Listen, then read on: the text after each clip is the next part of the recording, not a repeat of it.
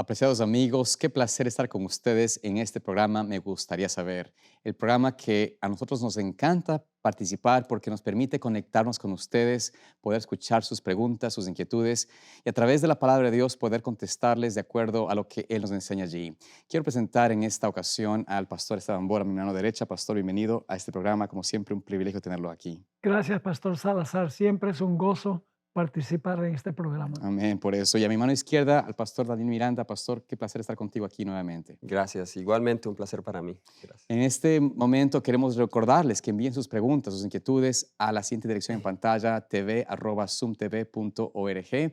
Y queremos en esta ocasión iniciar el estudio de este momento, de las respuestas que vamos a compartir con ustedes, con una oración. Y voy a pedir al pastor Bor que nos dirija en oración para comenzar. Oremos. Nuestro Padre y nuestro Dios, gracias por el privilegio que tenemos de acercarnos a tu trono con confianza y con humildad para solicitar tu presencia en este programa. Amén. Amén, Señor. Sabemos que nunca debemos abrir tu santo libro sin primero pedir la dirección del Espíritu Santo. Pedimos tu presencia.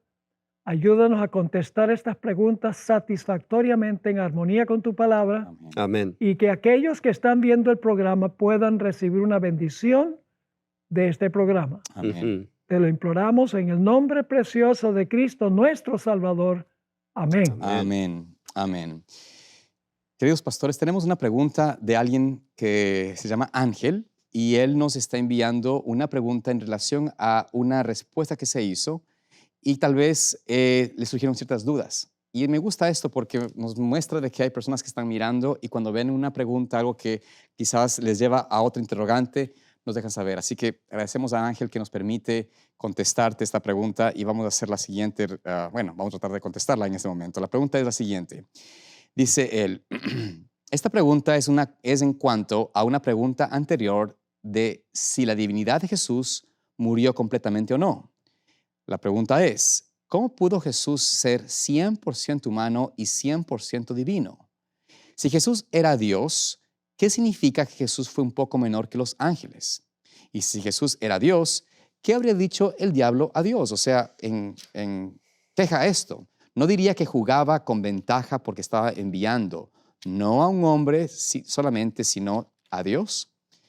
Bueno, pastores, ¿qué podemos compartir con estas inquietudes que tiene Ángel? ¿Qué podemos decir al respecto? ¿Quién quisiera comenzar en esta ocasión? Bueno, yo quiero comenzar mencionando que cuando nosotros hablamos de la naturaleza de Dios, siempre debemos hacerlo con mucha reverencia, Amén. Ujú. porque no alcanzamos a entender todos los detalles y todos los misterios.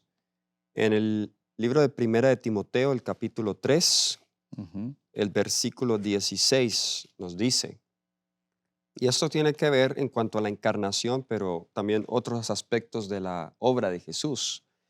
Nos dice, indiscutiblemente, grande es el misterio de la piedad, y la Ujú. primera parte de ese misterio es, Dios fue manifestado en carne. Así que la encarnación de Cristo, y interesante, el que se manifestó en carne no fue el Padre, el que se Claro. manifestó en carne fue Jesús, pero aquí dice Dios fue manifestado en carne, lo cual implica que Jesús es Dios. Aquí vemos un Dios que se está encarnando. Esa es parte de ese misterio. ¿Cómo esas dos naturalezas pueden estar juntas Ujú. en un mismo ser? Ahora, Filipenses capítulo 2, que también en el comentario adicional nuestro hermano Ángel cita, vamos a ir allí y analizar un poco este aspecto. Esto los teólogos le conocen como la kenosis de Jesús, el vaciarse a sí mismo. Nos dice en Filipenses capítulo 2, comenzando con el versículo 5, haya pues en vosotros este sentir o esta misma mente que hubo también en Cristo Jesús, el cual siendo en forma de Dios, no estimó ser igual a Dios como cosa que aferrarse. Nótese, forma de Dios no se limita a la apariencia externa, en realidad significa ser igual a Dios, el mismo texto lo dice, Ajá. sino que se despojó, ahí está la kenosis, se despojó a sí mismo, tomando forma de siervo, hecho semejante a los hombres. La palabra despojar aquí implica el dejar a un lado o quitar algo o no usar algo que aún me pertenece, Ujú. pero dejarlo a un lado por un momento. Entonces, si yo me despojo de este reloj y lo coloco aquí, sigue siendo mío, pero no lo estoy usando. Entonces, el sentido de la kenosis es que Jesús se despoja de su divinidad, pero sigue siendo Dios. No la usa, sino que como hombre viene y depende del Padre como cada uno de nosotros debemos depender.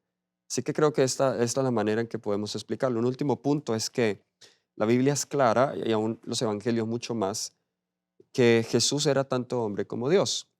Muchas referencias en los evangelios vemos que a él se le llamaba Hijo de Dios.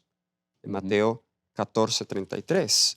Por ejemplo, vemos este texto, Mateo 14:33, y la genealogía nos prueba que Jesús es hijo de hombre también, y ahora lo mencionaremos. Pero Mateo 14:33 nos dice la palabra de Dios: entonces los que estaban en la barca vinieron y le adoraron diciendo, verdaderamente eres hijo de Dios. Ujú. Y esto fue cuando Pedro se estaba hundiendo, Jesús estaba caminando sobre el agua, lo rescata. Y le llaman hijo de Dios. Pero en Mateo 8:20, vamos a Mateo 8:20, Mateo capítulo 8, versículo 20, dice, es Jesús hablando: las zorras tienen guaridas y las aves del cielo nidos, mas el Hijo del Hombre no tiene dónde recostar Su cabeza. y esta expresión era muy común, no solamente para Jesús. El Hijo del Hombre, Daniel la utiliza en referencia a Jesús, pero en Ezequiel, Hijo de Hombre, es en referencia al profeta Ezequiel. Así que aquí vemos que en el Evangelio hay referencias a Jesús como Hijo de Dios, a otras como Hijo de Hombres. Él era ambas. Muy bien. Y es Amén. interesante que los dirigentes judíos procuraron apedrear a Jesús Ah, por declararse hijo de Dios. Mm. Obviamente Jesús no se estaba declarando un ser humano, así es. porque solamente una persona que profesaba ser Dios, siendo hombre, según ellos era culpable de blasfemia Ujú. y había que apedrearlo. Mm, El hecho de que Jesús se proclamó hijo de Dios y querían apedrearlo por eso, significa que la expresión hijo de Dios significa que Él es Dios. Él es Dios. También tenemos Mateo, el capítulo 1, el versículo 23, donde dice que la Virgen concebirá y dará a luz un hijo, será llamado su nombre Emanuel, Mm, que significa Dios con nosotros. Claramente es uno de nosotros, pero al mismo tiempo es Dios. Yo creo que tal vez el problema es que no se entiende que Jesús se despojó del uso de su divinidad. Ujú. No desechó su divinidad, ujú, porque la humanidad y la divinidad se unieron misteriosamente, según el Espíritu profecía, en un hombre. mm, Una persona con dos naturalezas. Es inexplicable correcto. humanamente, es un misterio, no lo Ujú. podemos entender. Hay una cita de la hermana White muy interesante, El deseo de todas las gentes, página 121, a donde ella dice que en la eternidad pasada, todo el plan del ministerio terrenal de Jesús, Él lo vio, Mm, cada detalle. Pero mientras estuvo en la tierra, el Padre le revelaba diario. ese día Ujú, lo que iba a realizarse del plan. ujú, Es decir, Jesús no tenía todo el conocimiento que tenía cuando estaba en el cielo. De alguna manera, limitó ujú, sus atributos divinos. ujú, Ujú. Esta cita en la página 121 dice, las palabras aún no ha venido mi hora, que Jesús dijo varias veces, indican que todo acto de la vida terrenal de Cristo se realizaba en cumplimiento del plan trazado desde la eternidad. mm, Ujú. Cada acto había sido claramente delineado en la eternidad. Sigue diciendo, antes de venir a la tierra, el plan estuvo delante de él, perfecto en todos sus detalles. Mm. Antes de venir a la tierra, el plan estuvo ante Jesús, cuando era Dios en el cielo, antes de hacerse hombre, en todos sus detalles. Pero ahora noten, pero mientras andaba entre los hombres, era guiado paso a paso por la voluntad del Padre. Ujú. En el momento señalado no vacilaba en obrar con la misma sumisión esperaba hasta que llegase el tiempo. Ujú. Así que Jesús en la tierra era 100% humano, 100% divino en una persona, pero no tenía acceso a toda la información que había tenido en la eternidad cuando todo el plan fue, ah, estaba a disposición de él, podríamos decir. Claro. Amén. Gracias por esta explicación. Yo creo que realmente he dejado muy claro este concepto. Invitamos, por supuesto, a estudiar más sobre este tema. Creo que tenemos varios recursos aquí en el ministerio que pueden compartir, que podemos compartir con ustedes sobre el tema de la naturaleza del Señor. Pero continuamos con la siguiente pregunta que nos viene a nosotros de, bueno, en realidad no sabemos de dónde nos viene. Nos gustaría que nos envíen siempre, si es posible, por supuesto, ¿no? Su nombre y su lugar de donde se encuentra, porque nos agrada saber en qué país, de dónde nos están mirando. Importante para nosotros también poder conocerlos un poquito mejor. Pero bueno, viene una pregunta que nos dice lo siguiente.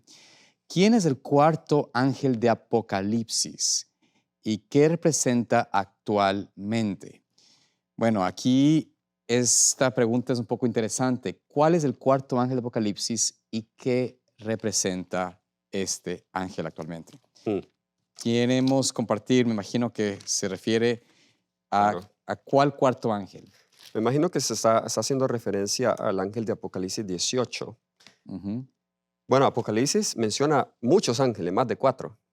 Hay por eso. ángeles que están eh, derramando las plagas, las copas de la ira de Dios. Hay ángeles que se mencionan, en realidad Apocalipsis 14 menciona como 7 ángeles. Otros, cuando Jesús está viniendo por segunda vez, el ángel de la cosecha. Bueno, en fin, Mm. el libro de Apocalipsis está lleno de ángeles. Pero es interesante que solo hay, a ver, espero me corrijan si estoy mal, 4 ángeles que se ven proclamando mensajes, que vienen con un mensaje. Los mensajes de los 3 ángeles, que se describen como por el medio del cielo, y luego el de Apocalipsis 18. que es el cuarto. Este, entonces, mensajes que son para la humanidad, que están descritos en un lenguaje universal, no en un cumplimiento periodo específico. Tenemos algunos ángeles hablando, por ejemplo, en las trompetas, pero no es la misma naturaleza de estos ángeles. Ahora bien, ¿por qué le llama el cuarto ángel? Porque si nosotros estudiamos Apocalipsis 18 del 1 al 4, de hecho aquí dice el versículo 2, él tiene un mensaje, ha caído la gran Babilonia. Ese mismo mensaje lo había dado el segundo. Pero este cuarto ángel tiene la mención adicional de los pecados de Babilonia, por la cual cae. Ujú. Se ha hecho guarida de todo espíritu inmundo, albergue de toda ave inmunda, aborrecible. Y tiene la mención adicional también del el llamado a salir de ella. Ujú. Este cuarto ángel, entendemos nosotros, se dará cuando se dé el fuerte pregón, cuando la caída de Babilonia se complete. Cuando el segundo ángel dio ese mensaje, Babilonia no había caído completamente, pero cuando se dé el mensaje del cuarto ángel, Babilonia caerá completamente, por eso se da con gran voz. Y desde luego los hijos de Dios que hayan recibido la lluvia tardía serán los que den este mensaje. Por eso se dice que este ángel desciende con gran poder, el poder que Jesús habló en Hechos 1:8, el poder del Espíritu Santo, recibiréis poder. Amén. Sería Pastor. buena idea tal vez leer el pasaje, Apocalipsis el capítulo 18 Ujú, y los versículos 1 al 5, mm, para que la gente pueda ver la conexión con el mensaje del segundo ángel ujú. de Apocalipsis 14 y el versículo 8. No Sí, sé. aquí lo puedo leer. Dice allí, dice, y después de estas cosas vi otro ángel descender del cielo teniendo gran poder y la tierra fue alumbrada de su gloria. Entonces, la primer versículo menciona ahí que otro ángel descender del cielo. Conectando referencia a los 3 ángeles que están en Apocalipsis 14. Dice allí, y clamó, versículo 2, y clamó fuertemente en alta voz diciendo, caída es Babilonia la grande, y es hecha habitación de demonios y guarida de todo espíritu inmundo y albergue de toda ave inmunda y aborrecible, porque todas las naciones han bebido del vino del furor de su fornicación, y los reyes de la tierra han fornicado con ella, y los mercaderes de la tierra se han enriquecido de la abundancia de sus deleites. Y oí otra voz del cielo que decía, salid de ella, pueblo mío, para que no seáis partícipes de sus pecados y para que no recibáis sus plagas, porque sus pecados han llegado hasta el cielo y Dios se ha acordado de las maldades de ella. Ujú, Esto tiene que referirse a la última generación, ujú, porque es una advertencia de que la gente salga. Si no sale, va a recibir las plagas. ujú. Para estar vivos, en ese tiempo, hay la posibilidad de que subsistan durante el tiempo de las plagas. Claro, por supuesto. Así que este es el último mensaje de Dios al mundo, Mm, antes del cierre de la puerta de la gracia. La última advertencia. Correcto. Y es una repetición del mensaje del segundo ángel, pero el mensaje del segundo ángel en Apocalipsis 14:8 sencillamente dice, otro ángel le siguió diciendo, Babilonia ha caído. Aquí se intensifica, ujú. Claro. porque dice, con gran autoridad, la tierra fue iluminada con su gloria y clamó con potente voz.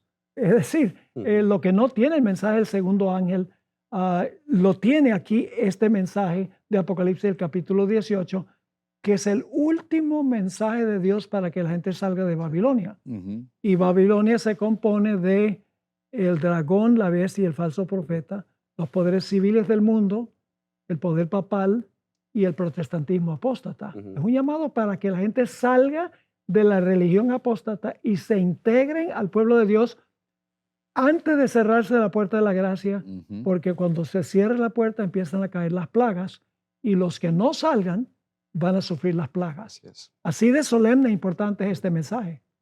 Amén. Entonces, pastor, esta pregunta que hace nuestro querido amigo, amiga, ¿qué representa actualmente?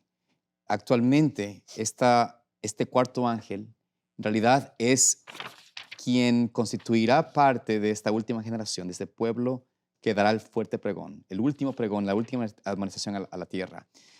Se podría decir que quienes participan hoy por hoy del mensaje de los tres ángeles pudiesen ser parte de este cuarto ángel también, ¿no es cierto? Es que el mensaje del cuarto ángel es una intensificación Ujú. de los mensajes de los tres ángeles. Es decir, ah, es como ponerle, no sé cómo se dice, booster cables en español, pero cuando la batería se está disminuyendo, uno le conecta con la batería de otro carro para darle fuerza. Ujú. Con el transcurso del tiempo, los mensajes de los tres ángeles se proclamaron por primera vez alrededor del año 1840, 1844. Desde ese tiempo, lo que ha pasado es que aparentemente han perdido su fuerza y su urgencia. Ujú. Entonces, el propósito de este mensaje es despertar a la gente de que ahora los mensajes de los tres ángeles es aceptar o rechazar, Ujú. y es un asunto de vida o muerte.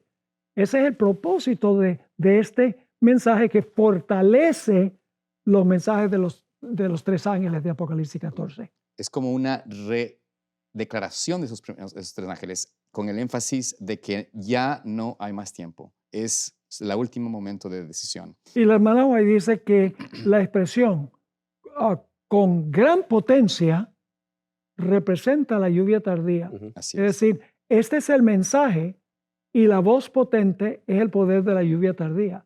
Es decir, los que van a proclamar este mensaje tienen que haber recibido la lluvia tardía. Por supuesto, por eso es que se alumbra la tierra con su gloria, que es decir, con el carácter de Dios, con el poder del Espíritu Santo para poder anunciar a la tierra entera la última advertencia de misericordia. Muy bien, avancemos a la última pregunta que tenemos para hoy. Creo que nos da tiempo para contestar esta pregunta interesante de parte de Cristian Valdés desde Cali, Colombia, y nos dice la pregunta. Tengo una duda referente al pasaje de 1 de Samuel 15:3, donde Dios envía a Saúl a matar a hombres, mujeres y niños. Si el mandamiento es claro, no matarás, ¿en qué esto entonces quiere decir que Dios nos puede enviar a través de la ley que nos dio desde el principio para hacer su voluntad? Es decir, ¿yo puedo faltar a los 10 mandamientos de Dios y aún así estar haciendo su voluntad? Esta es la pregunta que tiene Cristian. Pregunta interesante. ¿Qué podemos decir a Cristian para que pueda tener claridad al respecto sobre esta inquietud? Estas preguntas nunca son fáciles de responder porque entender am, la pena de muerte en el Antiguo Testamento ha llevado a muchas personas al escepticismo, a no creer en Dios o a culpar a Dios por ser tirano. Ujú.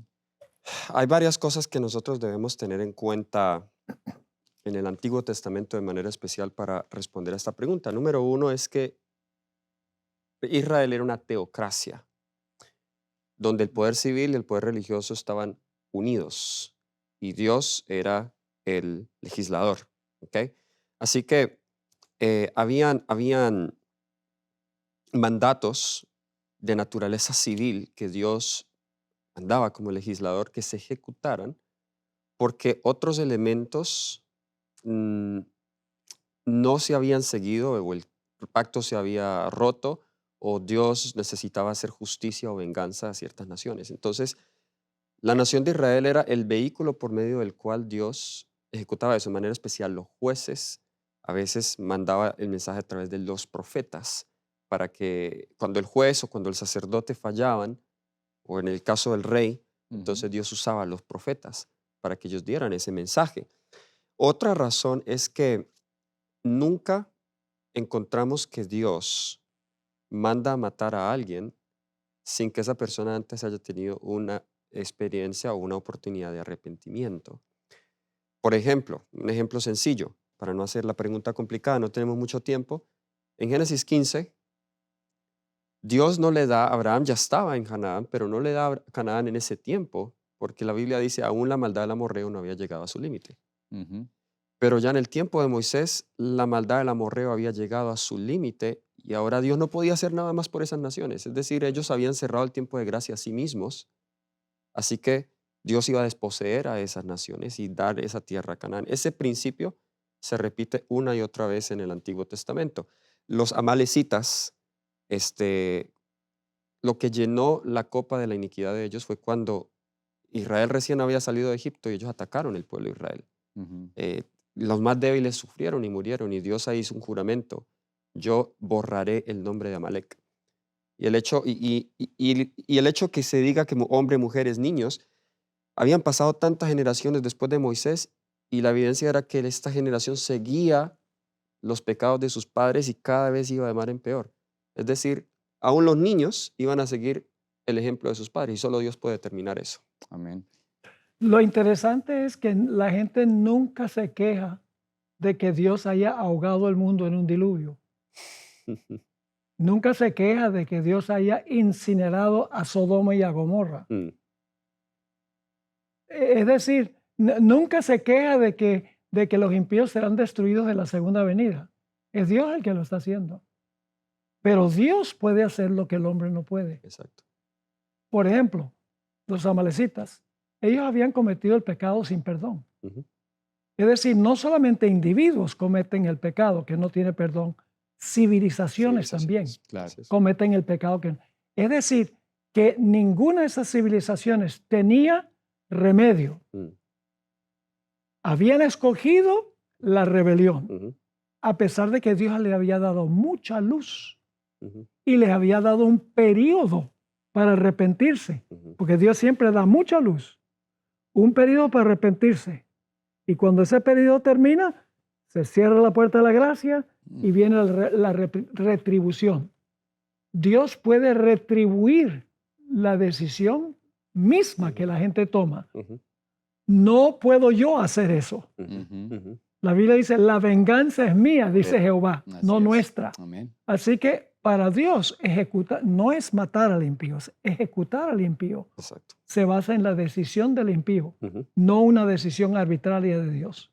Amén. Creo que la diferencia también es que este mandamiento, no matar, no significa, o mejor dicho, significa el asesinar, el premeditar la Exacto. muerte de alguien. Ex- Dios tiene poder en la vida y en la muerte y Él es que puede tomar la decisión de terminar el pecado o la vida de una persona, si es necesario, en Amén. relación a la experiencia que ellos tienen. Bueno, el tiempo nos da para más. Esperamos que ustedes sigan estudiando la palabra de Dios. Le agradecemos por su sintonía y rogamos que Dios los acompañe, los guarde, los bendiga para que puedan continuar siendo más de la palabra de Dios.